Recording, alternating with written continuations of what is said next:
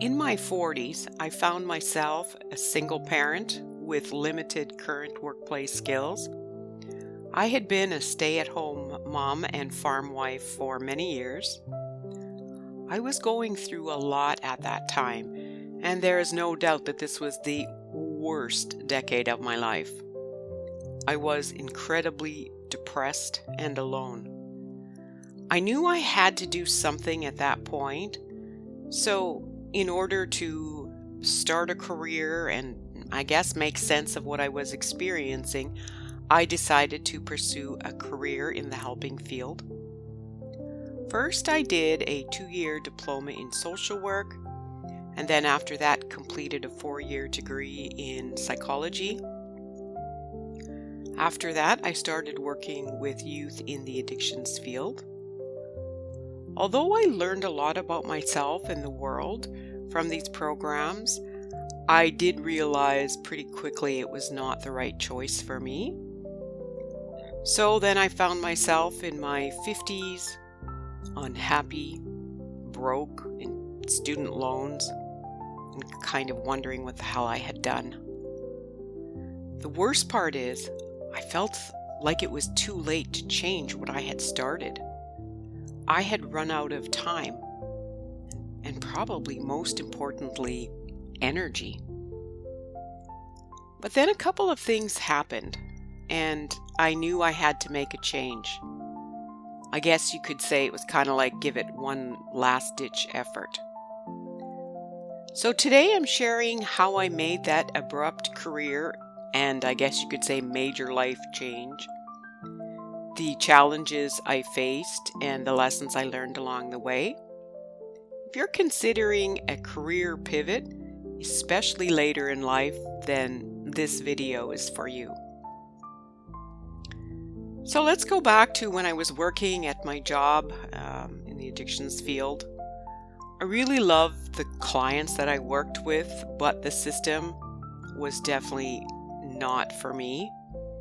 And I remember I would often sit in the parking lot kind of looking at my watch thinking, okay, I have a few more minutes before I have to go in that building. And that this would be all the time. And it was just one day I thought, is this what you're going to do? I was in my middle 50s, I guess, at that time. And is this what you're going to do for the next decade, is just sit here and kind of agonize about your work and your life? And then what? Wait until you retire and really not have even anything to show for it, or not even being able to retire at 65. Mostly I would just come home from work, especially in the winter, and put my pajamas on, sit on the couch with a blanket, and eat unhealthy food. And I would do that for 6 months. And in the summers and stuff, I would get out and walk a bit, but I never had really any desire to go do anything. It was just, I just tried to get through life. So what happened? Well, first of all, I went to see my dad, who was in a foreign country. He would go there every winter. We used to go to this place when I was a kid, and I loved it. It was sort of like when I would go there, would remind me about, I think, who I was and what I loved. So I went there this one year. It was for my dad's birthday, and he got sick. He got double pneumonia, and he hung on for about maybe 3 weeks and then passed away. So what turned out to be just a short, brief holiday turned out to be a few months there. And I think that was the moment that I realized that that's just kind of how it is in old age. It's like you just get to the point where the body is just done and you're just done and you go. And I think it was a big wake-up call for me. And really, it was at that time I decided I can't do this anymore. I need to find my happy place. I had lived some really horrific things. And even if I couldn't be deliriously happy, maybe I could find some peace. So first of all, I started to think about what I could do for work. And I think I'm going to make a separate video about how that came about, because that was sort of like a surprising story as well. And I believe in manifesting the law of attraction, and it all kind of fits into that. But what I found was my love of language, which I had always known. I always loved words and sentences and writing and reading poetry. So to become an English teacher seemed really, really natural. There was some resistance, of course, and there was a lot of challenges, lack of money, trying to figure out how to move to a new country, becoming retrained. So I really had to lean on, my support networks and just embrace this sort of whole growth mindset, and just that everything was going to be okay, that things were the way they should be. I just reminded myself that growth happens always outside of your comfort zone.